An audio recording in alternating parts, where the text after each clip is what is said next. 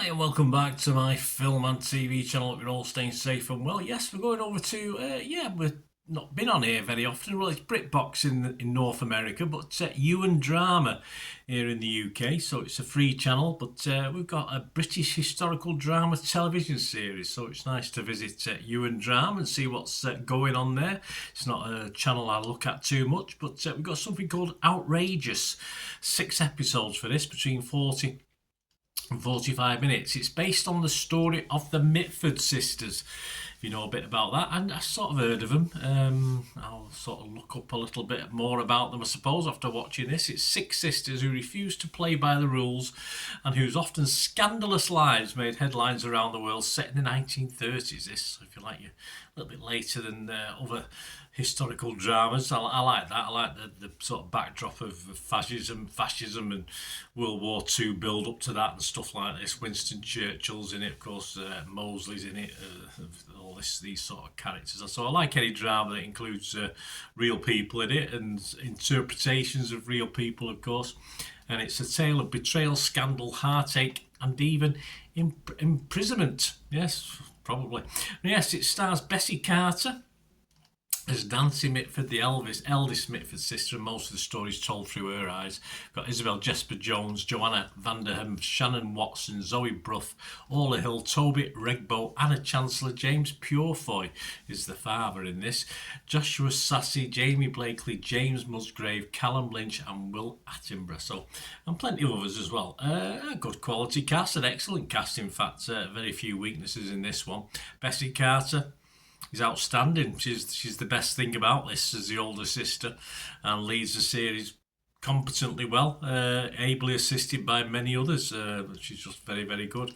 In fairness, as I say, there's barely a weakness in the cast at any level, though James Purefoy struggles for me in the more serious bits, in the more serious scenes. He does the lighter stuff fine, he's okay with that, but I find him a little laughable rather than serious when he's trying to be serious, if you know what I mean. But apart from that, very few weaknesses.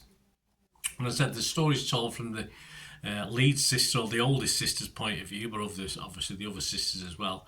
And it's really fast paced as well for 6 episodes. The months fly by on screen. You get a nice ticker box telling you where we've gone to, what month in what year.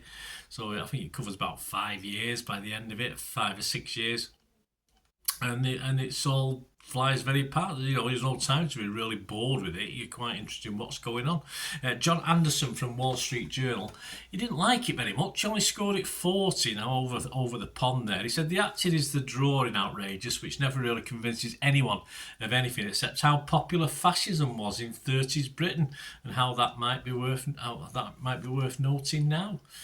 Just an odd perception from John there, from someone who lives and works in the UK. In no way does this overcut the popularity of fascism. I think it does it justice to what was going on at the time, and it's not a docudrama, John, just a bit of fun. So perhaps lighten up a little bit, mate. But anyway, I think John should have a sit down perhaps with Megan O'Keefe from Decider website. She scored this 100, which, as you know, nothing's ever worth 100 for me. But anyway, she said the story of Outrageous is definitely serious, but the vibe is still somehow effervescently fun. This balance makes it intoxicating. Outrageous is the platonic ideal of what the period drama can be.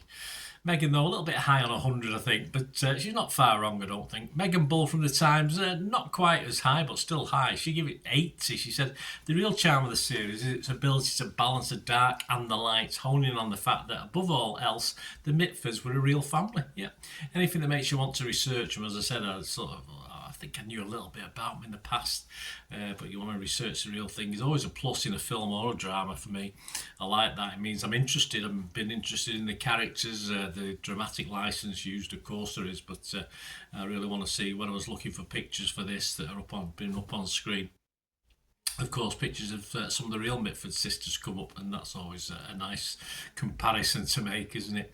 I do think this. I will be a little bit down on the. I think it partially turned into a little bit of a tea with Mussolini, which is in itself was a good film back in the day. Remember that one, guys, from many years ago? So it turned into a little bit of that at some stage, but by the end of 6 episodes, its early dynamism did falter slightly, I thought, as things hotted up on Europe with with fascism and Italy and the troubles there, etc., it seemed to tone down just a little bit the overall effect. And at the time, it didn't sort of live up to that title, outrageous. I don't think there was certainly more outrageous things going on in Downton Abbey over time, rather than the 6 episodes of this we've got. But it is still a good watch. That's only a minor quibble. I just thought it was a good watch, and as I say, it was nice. At 45-minute episodes was spot on. Not too much filler in there, and just entertaining. And I look forward to some outrage, hopefully, or more outrage, or better outrage in season 2, which I'm sure this is set up for. There's lots to go yet about the Mitford sisters and things for this. There you go. So the scores summing up: Rotten Tomatoes, 88% positivity. That's 14 critics were fresh, but there's a couple rotten. That's now 15 fresh, because I give it a fresh as well. It was 15 fresh, 2 rotten. That was 14 was a couple of days ago, so there's another one been added. So I'll make it 16 fresh and 2 rotten at the moment. Metacritic, their average, only 7 critics, was 74 out of 100. And yeah, from me, definitely positive.